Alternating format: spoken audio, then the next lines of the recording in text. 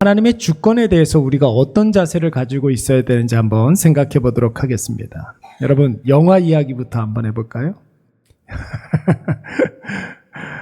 영화 대사 중에 아주 유명한 대사, 이런 대사가 있습니다. 다 같이 한번 읽어보겠습니다. 시작. 호의가 계속되면 그게 권리인 줄 알아. 이런 대사가 들어본 적 있습니까? 여러분, 호의가 계속되면 그게 권리인 줄 아는 게 바로 사람이에요. 그렇지 않습니까? 아무 이유 없이 친절과 호의가 반복되고 은혜가 계속되면 여러분, 받는 사람은 그것을 굉장히 당연한 것으로 여길 때가 굉장히 많이 있습니다. 이건 뭐 다른 사람 탓할 것도 없어요. 우리 자신이 그렇습니다.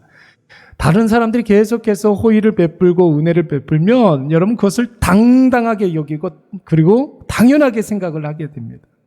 그리고 계속해서 똑같은 것을 주는데도 불구하고 때에 따라서 내 성에 차지 않으면 오히려 여러분, 그게 호의인데 그거 받지 못해서 화를 내고 분노하고 부당하다고 생각하는 경우들이 종종 있어요. 여러분, 부모의 호의와 사랑과 은혜를 늘 마음속에 간직하고 절절하게 감사하는 자녀 있습니까? 없습니까? 저는 적어도 안 그랬던 것 같아요. 부모가 많은 것을 이렇게 은혜를 베풀고 그랬는데 그걸 굉장히 당연하게 생각을 했었던 것 같아요. 저만 그랬어요? 여러분들은 안 그랬습니까? 예, 우리의 자녀들도 똑같은 거예요, 여러분. 자녀들 치고 부모의 사랑을 늘 마음속에 생각하면서 그런 부모님의 은혜, 그 노래 부르고 다니는 그런 사람들은 없어요. 아무리 나라의 복지가 잘 돼 있다 할지라도 여러분, 복지의 혜택을 누리는 국민들은 여러분, 그 혜택에 대해서 절대로 고마워하지 않습니다. 절대로 고마워하지 않아요. 여러분, 과거에 10년 전, 20년 전에 여러분, 나라에서 이렇게 주는 혜택들 있잖아요. 나이가 많기만 해도 돈을 줘요. 그렇지 않습니까? 근데 옛날엔 그러지 않았단 말이에요. 그렇단 말이에요. 근데 그거에 대해서 고마워하는 사람 별로 없어요. 그거 당연하다고 생각을 하는 거지. 제가 교회를 시작하고 난 이후에 우리 교회 처음에 이렇게 생겼었어요. 저게 2019년 11월 30일 날 사진입니다. 저렇게 생겼었어요. 처음에. 이게 화면이 없었잖아요. 벽에 안 붙어 있었고 요 밑에 이렇게 내려가 있었거든요. 근데 이렇게 벽에다 이렇게 붙이고 저랬었는데, 제 주변에 새로 생긴 교회에 대해서 관심을 갖는 분들이 굉장히 많았어요. 고삼원 목사가 이제 개척을 했다, 교회를 시작했다, 그러니까 제 주변에서 관심 갖는 분들이 되게 많았습니다. 제가 사랑을 굉장히 많이 받는 그런 얼굴이잖아요. 그렇죠? 그래서 우와, 고삼원 목사가 이제 교회를 시작했어, 이렇게 관심 갖는 분들이 굉장히 많이 있었습니다. 그래서 타교회 성도들인데 우리 교회에 11조를 우리 교회에 하시는 분들도 있었어요. 저와 관련이 있는 교회들이 시작하는 교회에 이제 좀 얼마간 후원을 좀 한번 해야겠다, 이렇게 생각을 해서 후원도 이렇게 하시는 교회들도 있었습니다. 개인이 여러분, 거금을 우리 교회에 헌금해 주시는 분들도 있었어요. 이제 시작을 할 때에 용기를 잃지 말라고. 힘들 테니까 조금이라도 도움이 되는 그런 마음으로 거금을 이렇게 헌금을 하시는 분들도 있었습니다. 근데 여러분, 1년이 지나니까 후원해 주셨던 분들 중에 절반이 뚝 끊기더라고요. 섭섭해요? 섭섭하지 않아요? 3년째 되니까 거의 대부분의 후원과 헌금이 뚝 끊겼습니다. 그동안 후원해 주시고 헌금해 주신 그 은혜가 너무도 큰데 여러분, 어떨 것 같습니까? 감사하다, 고맙다, 이 은혜는 꼭 갚아야겠다, 이런 생각을 했겠습니까? 아니면 너무하네, 조금만 더 해주시지, 후원은 지금부터 시작인데, 이런 생각을 많이 했겠습니까? 전자일 것 같아요? 후자일 것 같아요? 대답해봐요. 괜찮아요. 여러분 같으면 어떤 생각 하시겠습니까? 전자, 후자? 후자죠. 여러분, 왜 이런 일이 벌어질까요? 왜 이런 일이 벌어질까요? 교만해서 그런 거예요.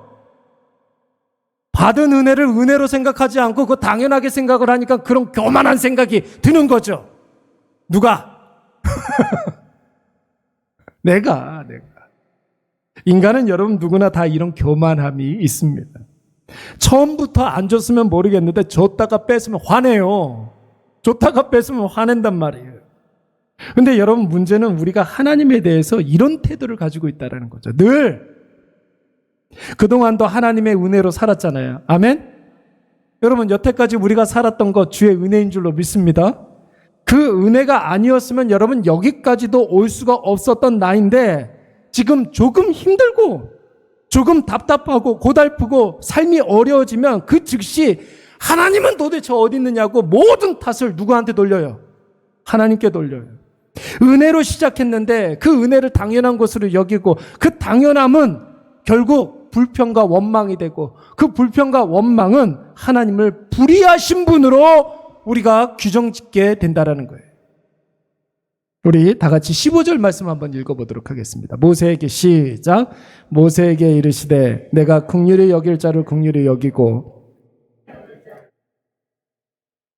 아멘. 여러분 이 말은 쉽게 말해서 무슨 뜻이냐면 하나님 누구는 해주고 누구는 안 해줍니까? 이런 뜻이에요. 아니 누구는 불쌍히 여겨주시고 아니 나는 왜 불쌍히 여겨주시지 않습니까? 이런 뜻이란 말이에요. 여러분 왜 하나님이 차별하시지? 억울한데 하나님은 공평하다고 하면서 왜 나한테는 맨날 이러지?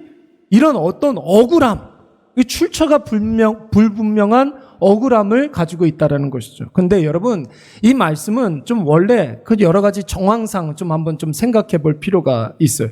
여러분 이 말씀은 원래 출애굽기 33장 19절 말씀에 나오는 말씀이에요. 나는 은혜 베풀 자에게 은혜를 베푸고 긍휼히 여길 자에게 긍휼을 베푸시느니라. 이런 말씀에서 지금 사도 바울이 자기의 언어로 이제 이 말씀을 인용한 거란 말이에요. 여러분 왜 하나님께서 이 말씀을 하셨을까요? 출애굽기 32장 33장 말씀에 보면은 모세가 이제 시내산에 올라가서 하나님의 십계명을 받으러 이렇게 올라갑니다. 근데 여러분 곧 내려오겠다고 했던 모세가 쉽게 내려오질 않는 거예요. 일주일이 지나도 안 내려와요. 한 달이 지나도 안 내려오는 거예요. 내려올 기미가 보이지 않는 거예요. 그러니까 여러분 이스라엘 백성들이 점점 불안해지기 시작하는 거예요. 답답해지기 시작하는 거예요. 그래서 어떻게 했느냐면 이거 안 되겠다. 모세가 없는 동안은 우리를 지켜줄 하나님을 우리가 좀 만들자. 예. 우리를 지켜줄 하나님을 우리가 한번 만들어보자 해가지고 김신혜 집에 있는 금붙이 갖고 와. 우리 집에 있는 금붙이. 그래서 대대적인 금모으기 운동이 벌어지기 시작했던 거예요. 그리고 그 금모으기 운동을 통해 가지고 아론에게 뭐라고 그랬습니까? 금송아지를 만들어 달라고 했습니다. 이 금송아지가 뭐다? 하나님이다. 그런 거예요. 여러분 10계명 중에 몇 계명을 어긴 것입니까 지금? 1계명. 내 앞에 다른 신을 내게 두지 말지니라. 2계명은 뭐예요? 하나님의 형상을 절대로 만들지 말아라. 1계명, 2계명 지금 어긴 거 아닙니까? 또 금송아지 우상 앞에서 먹고 마시고 뛰놀았다고 그랬어요. 뛰놀았다. 우리는 거기에서 무슨 이렇게 운동 경기를 했다 이렇게 생각할 수도 있고 막 즐겁게 춤을 췄다 이렇게 생각할 수도 있는데 여러분 이 말은 원래 이방신 섬길 때 하는 이방의 의식이에요. 애굽의 의식이에요. 그게 뭐겠습니까?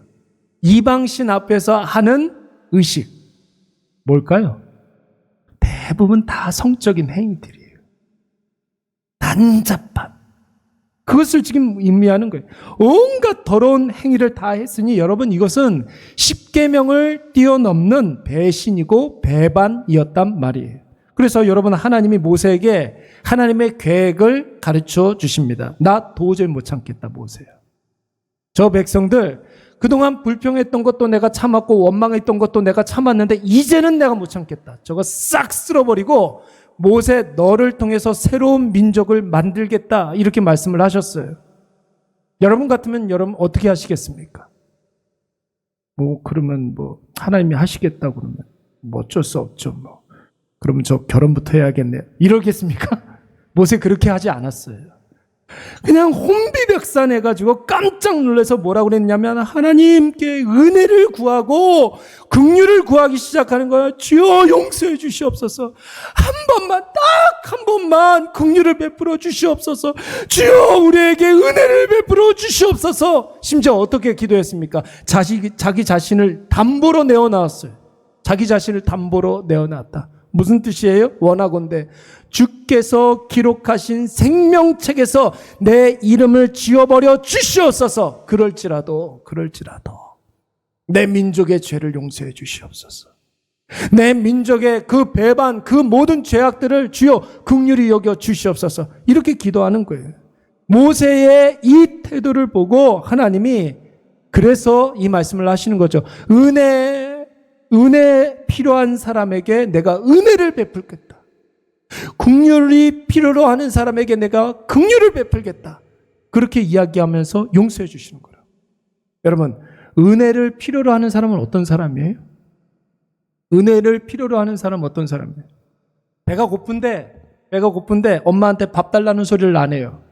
그러면 어떻게 하겠습니까, 여러분? 때가 되면 밥을 이렇게 지어주기도 하겠지만 급하게 막 그렇게 막 절박하게 밥해서 이렇게 주거나 그러진 않을 거 아니에요. 배고프면 배고프다고 이야기를 해야 돼요. 아프면 아프다고 이야기를 해야 돼요. 배고프다고 하는 자녀에게 밥을 먹이는 거예요. 아프다고 하는 자녀에게 병원을 데리고 가는 거예요. 여러분, 은혜를 필요로 하는 사람은 은혜를 구하는 사람인 줄로 믿습니다. 긍휼이 어떤 사람이 긍휼을 필요로 해요? 긍휼을 구하는 사람에게. 이스라엘 백성들 입장에서는 여러분 이 얼마나 다행스러운 일입니까? 범죄하여서 심판받아서 진멸되기가 마땅한데 하나님이 그 모든 것들 없던 일로 이렇게 덮어주신 거예요. 진멸되는 것이 당연한데 하나님이 싹 눈 감아 준 거예요. 할 말이 없는 은혜 아닙니까? 그렇죠? 말로 다 할 수 없는 긍휼의 은혜라는 것이에요. 우리 다 같이 16절 말씀 한번 읽어보도록 하겠습니다. 시작. 그런즉 원하는 자로 말미암음도 아니요 다른 박질하는 자로 말미암음도 아니요 오직 긍휼히 여기시는 하나님으로. 어떤 하나님이요? 긍휼히 여기시는 그 하나님으로 말미암아 우리에게 은혜가 임했다는 것입니다. 모세의 간구를 들어서 그런 것이 아니에요, 여러분. 하나님의 전적인 은혜인 줄로 믿습니다. 이스라엘 백성들이 뭔가를 열심히 잘해가지고 얻은 것이 아닙니다. 하나님께서 무조건적으로 부어주신 은혜인 줄로 믿습니다. 사랑하는 여러분, 우리가 누리고 있는 은혜는 당연한 것이 아니에요. 그런 찬양이 있잖아요. 생각이 날랑말랑하는데 당연한 것이 뭐죠? 어떻게 시작하죠? 뭐라고요?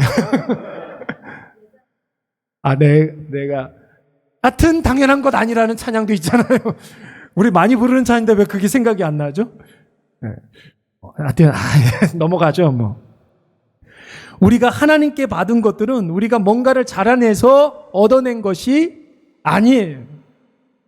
통장에 100만 원이 있는데 야금야금 곶감 빼먹듯이 우리가 빼먹는 것이 은혜가 아니라고요.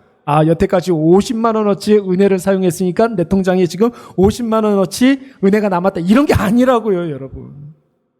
여러분 자녀들 이렇게 보면은 좀 그럴 때 있잖아요. 쟤는 도대체 왜 그럴까?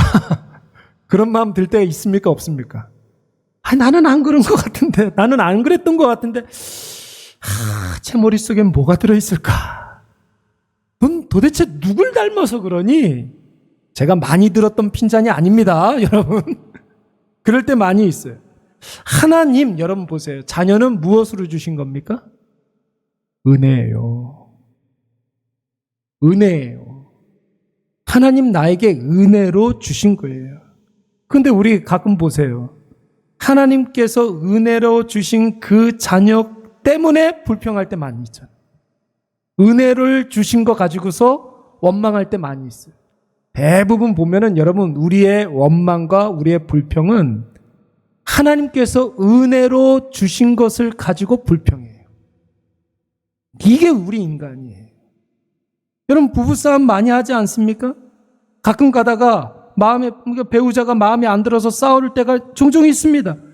근데 여러분, 하나님께서 내 배우자 은혜로 주셨단 말이에요. 은혜로. 내 아내 은혜로 주신 존재.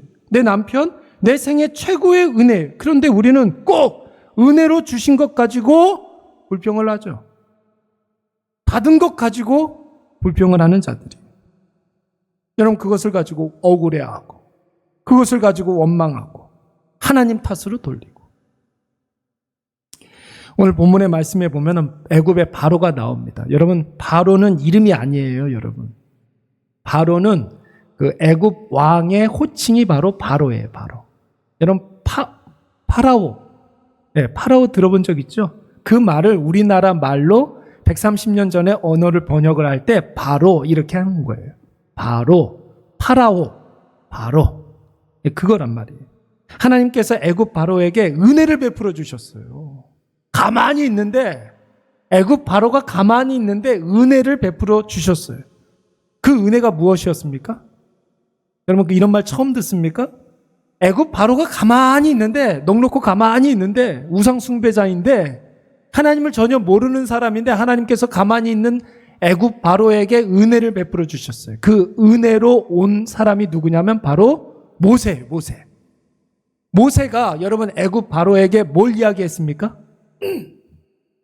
이제 앞으로 징계를 받을 것이라고 하나님의 말씀을 가르쳐 주셨어요. 그러니까 이것은 하나님의 계획을 바로에게 먼저 알려주신 거예요. 돌이키면 되는 거예요. 그 징계는 없는 거예요. 여러분, 은혜예요? 은혜 아니에요? 은혜죠. 먼저 되어질 일들을 가르쳐 줬으니 여러분, 이거 얼마나 큰 은혜입니까?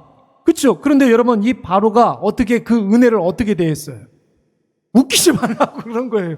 오히려 화를 낸 거예요. 오히려 원망을 하고, 오히려 모세에게 보복을 하고. 감사했습니까?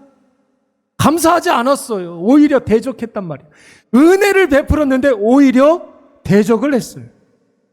여러분, 바로는 화내고 분노하고 억울해하고 원망했어요. 여러분, 우리는 어떻습니까?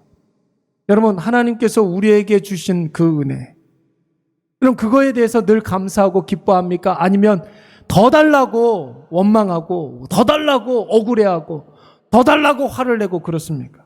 우리 다 바로 같은 존재 아닙니까? 우리 이런 바로 같은 심령을 뭐라고 이야기하냐면, 바로와 같은 심령을 뭐라고 이야기하냐면 뭐 한다고 그랬어요? 여러분 18절 말씀을 보시면은, 그런즉 하나님께서 하고자 하시는 자를 긍휼히 여기고 하고자 하시는 자를 뭐 한다고? 완악하게 하신다고 그랬어요. 완악하게. 이건 하나님께서 그의 마음을 어떻게 해가지고 완악하게 하신다 이런 뜻이 아니라, 여러분, 완악해진 자의 그 마음도 사용하신다는 거예요. 하나님의 뜻을 이루는데 은혜를 구하는 자에게는 은혜를 베풀면서, 또 고집을 부리는 자에게는 그의 완악함을 사용하셔서 하나님의 뜻을 완벽하게 이루어 가신다라는 뜻이에요. 하고자 하시는 자, 그러니까 긍휼히 베풀어 주시고자 하시는 자에게는 긍휼히 여기시고, 고집을 부리는 자들, 완악한 자들에게는 그들에게 징계하심으로 하나님의 뜻을 이루신다는 뜻이에요.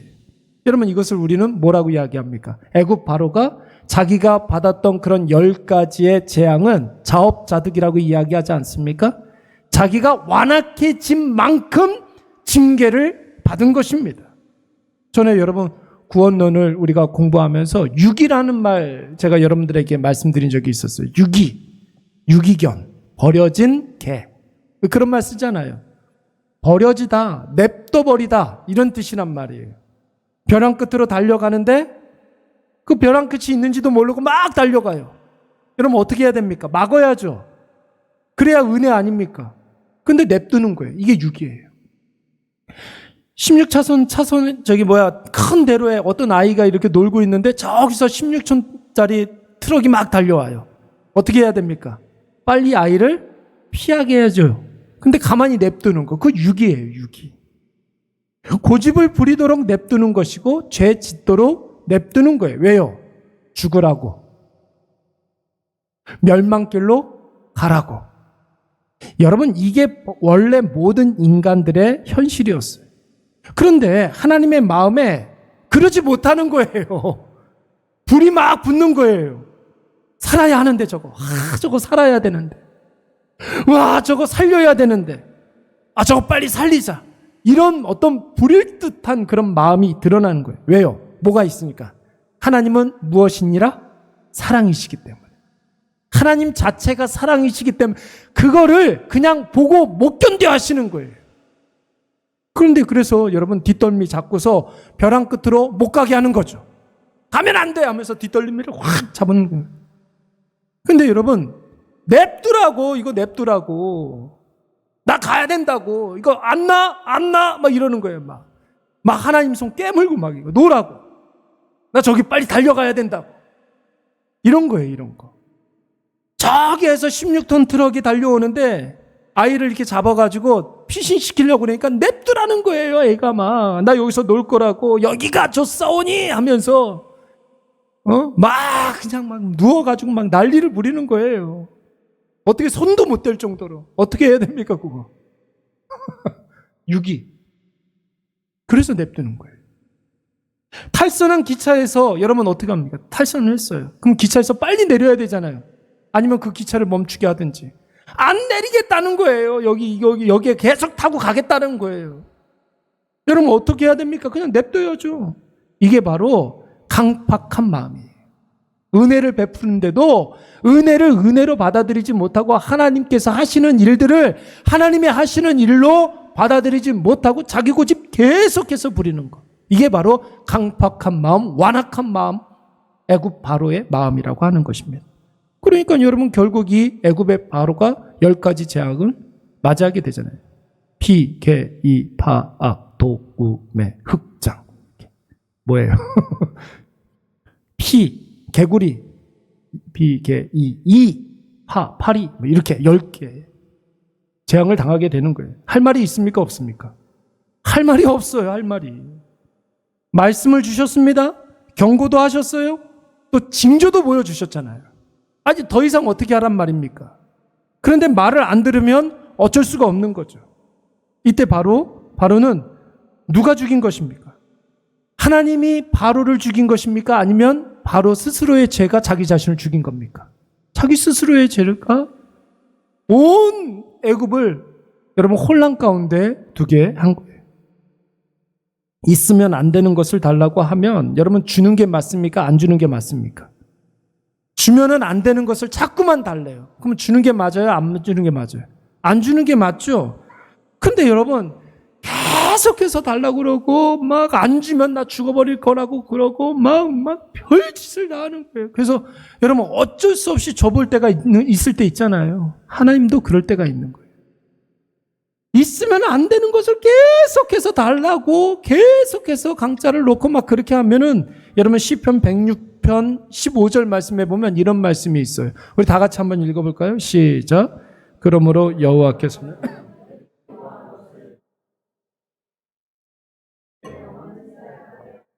하나님께서 그들이 요구하는 것을 어떻게 하실지라도 또 주셨을지라도 어쩔 수 없이 주실 때가 있어요. 그런데 그들의 영혼은 어떻게 하셨다? 쇠약하게 하셨다. 그래서 기복신앙을 우리는 사람들이 그렇게 생각하는 사람들도 있더라고요. 기복신앙을 하나의 여러 신앙의 형태 중에 하나의 한 분야라고 생각을 하는 경우가 있는데 여러분 기복신앙은 불신이에요. 불신이라고요. 더 나아가서 기복신앙은 심판이에요. 심판. 여러분 내가 정말로 복을 구해가지고 그 복을 얻었다. 복을 얻은 게 아니에요. 그건 심판을 얻은 거예요. 만약에 여러분 하나님이 내가 기도하는 것마다 다 들어주신다면 여러분 우리가 하나님을 믿겠습니까? 안 믿겠습니까? 내가 구하는 모든 것들을 하나님께서 다 주셔요. 하나님 믿을 거예요? 절대로 안 믿을걸요? 심지어 여러분 세상에서도 우리가 온전히 살 수가 없습니다. 내가 구하는 것을 다 달라고 그러는데 나한테 부족함이 없는데 여러분 이 세상에서 어떻게 온전히 살아갈 수가 있겠습니까? 어떤 젊은이에게 제가 만약에 하나님이 너의 3가지 소원을 들어준다고 한다면 어떻게 할래? 뭐부터 구할래? 여러분 모든 젊은이들이 다 하나같이 똑같이 물질에 대한 축복을 다 구해요. 로또 좀 당첨됐으면 좋겠습니다. 이런 말 다 해요. 좀 뭘 모르는 애들은 건물주가 돼봤으면 좋겠습니다. 건물주가 얼마나 골치 아픈 일인지를 몰라서 그런 거예요. 로또 좀 당첨됐으면 좋겠다. 여러분 로또 당첨됐으면 좋겠습니까? 감사하게도 아멘 하는 사람이 아무도 없습니다. 전에 그것이 알고 싶다 거기에서 로또 당첨된 사람들 추적해가지고 조사를 한번 해봤어요. 근데 결과는 참 참혹하더라고요. 예. 그래서 그런 생각을 좀 해봤어요. 그 사람 빨리 망하게 하려면 그가 구하는 모든 것을 다 주면 되겠구나. 이런 생각을 좀 한번 해봤어요. 예. 어떤 사람 그런 사람이 있었어요. 와이프가 로또 당첨이 딱 됐어요.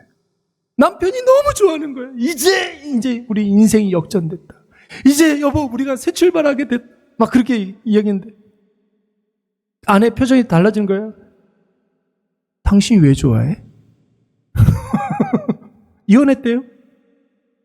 로또 당첨되고 당신이 왜 좋아해? 로또 당첨은 내가 됐는데 이혼했대요. 이런 일들이 충분히 일어날 수가 있는 거예요. 그래서 우리의 기도는 초점이 나한테 맞춰지면 안 되는 거죠. 하나님께 맞춰져 있어야 하는 거예요. 하나님의 영광을 위하여 나를 써 주시옵소서. 여러분 우리의 기도가 깊어지면 깊어질수록 하나님의 영광에 초점이 맞춰진 기도를 하게 되어 있어요. 여러분 하나님의 뜻이 이루어지도록 나를 보내주시옵소서. 하나님 살리고자 하시는 영혼에게 나를 사용하여 주시옵소서. 우리의 모든 기도가 거기에 맞춰지게 되는 거예요. 이게 바로 여러분 하나님 주권에 우리가 순응하고 순종하는 성도인 줄로 믿습니다. 하나님의 절대 주권, 쉽게 말하면 하나님 마음대로 하는 거예요. 여러분 이 말에 기분이 나빠하고 억울해하면 여러분 어쩔 수가 없는 거죠. 하나님 절대 주권, 하나님 마음대로 하는 거 기분이 나쁘십니까? 어쩔 수가 없어요. 여러분 하나님은 우리의 창조주시고 우리의 주관자가 되시기 때문에 그런 것이. 우리는 아무런 자격이 없잖아요. 우리는 공로도 없고 선함도 없는데 하나님이 그 주권으로 우리를 구원해 주신 줄로 믿습니다. 그렇다면 그 이후에 일어나는 모든 일들도 하나님의 주권에 우리가 맞춰지면 되는 거예요. 그러면 하나님께서 우리가 구하지 않은 것까지도 좀 허락해 주시고, 아까 전에 서두에 뭐라고 그랬습니까? 우리가 구한 것에 곱하기 1000만 배 해가지고 주실 수 있는 분이라고 그랬잖아요. 우리가 헤아리는 그 헤아림으로 주시는 것이 아니라 후히 주시는 하나님께서 누르고 그 다음에 뭐예요? 흔들어 또 그 다음에 뭐예요? 넘치도록 우리에게 은혜를 주어 주실 줄로 믿습니다. 그러기 위해서 여러분 우리에게 꼭 필요한 게 뭡니까? 하나님을 전적으로 신뢰하는 게 중요한 거예요. 전적으로 신뢰하는 거. 여러분 모든 문제들 가운데 여러분들이 어떤 문제를 지금 갖고 있는지는 잘 모르겠지만 제가 한 가지 말씀드려 볼까요? 여러분들 갖고 있는 모든 문제에 딱 한마디만 하면 다 해결돼요. 그게 뭐냐면 따라서 한번 해보겠습니다. 하나님은 살아계신다. 답이 됩니까? 안 됩니까? 답이 되죠. 하나님 살아계셔요. 살아있는 모든 것들은 뭐 한다고요? 일한다고 그랬잖아요. 살아있는 모든 것들은 다 일해요. 살아계신 하나님께서 그냥 넋놓고 가만히 계실 것 같습니까? 천만의 말씀이죠. 지금도 일하시는 줄로 믿습니다. 우리가 일할 때에는 우리가 연약함이 있어요. 우리가 한계가 있단 말이에요. 그렇죠? 근데 하나님께서는 전능하신 분이기 때문에 지치지 않아요. 하나님께서는 주무시지도 않아요. 하나님께서는 쉬지도 않으세요. 그 하나님의 그 전능하심으로 일을 하신다는 거예요. 근데 그 하나님께서 우리와 무슨 관계라고요? 아버지 되어주신다고 그랬죠. 하나님은 우리의 아버지, 우리는 그의 자녀가 되어주신다고 그랬죠. 그러니까 가만히 계시겠습니까? 그러니까 여러분 하나님 살아계심을 여러분 확신하시기 바랍니다. 그러니까 하나님께서 이 모든 상황을 주셨다. 하나님이 주신 상황, 하나님이 해결해 주실 것이다. 그러니까 여러분 우리가 주님의 선하신 그 인도하심을 오늘도 우리가 기대하며 그리고 기도하면서 기다리면 되는 것이죠.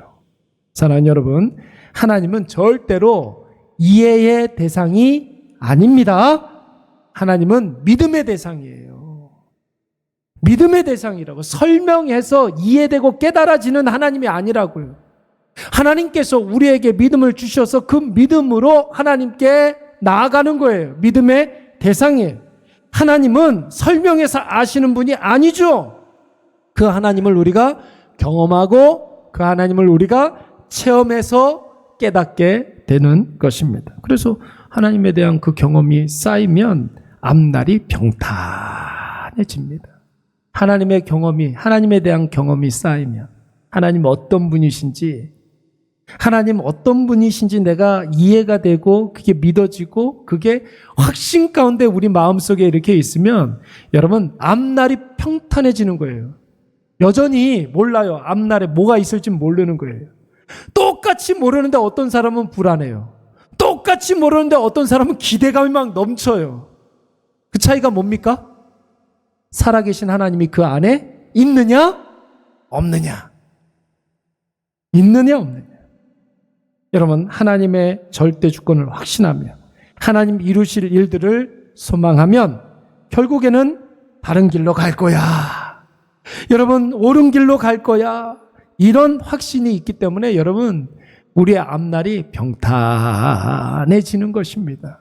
오늘 이것을 꼭 기억하셔서 오늘도 우리 마음속에 여러분, 하나님이 이거 연습해야 돼요. 제가 하나님이 하시면 여러분들은 하시리라 이렇게 하시면 됩니다. 하나님이 예 그렇습니다. 저는 이렇게 탁 들고 하는데 여러분들 왜 안 하십니까? 하나님이 하시리라 그러면 되는 거예요. 하나님이 하셔요. 우리 교회 여호와 일의 교회 아닙니까? 여호와 일의 교회 아닙니까? 여러분 꼭 기억하셔서 오늘 이 밤에 참 자유를 누리시고 오늘 자다가도 벌떡 일어나서 웃고 자시기 바랍니다.